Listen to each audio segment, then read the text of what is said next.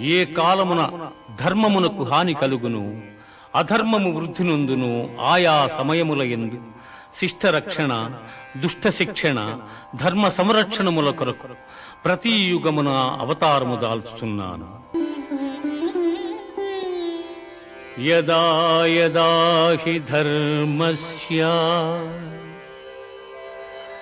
గ్లానిర్భవతి భారత అభ్యుత్థానమధర్మస్య తదాత్మానం సృజామ్యహం. పరిత్రాణాయ సాధూనాం వినాశాయ చ దుష్కృతాం ధర్మ సంస్థాపనార్థాయ సంభవామి.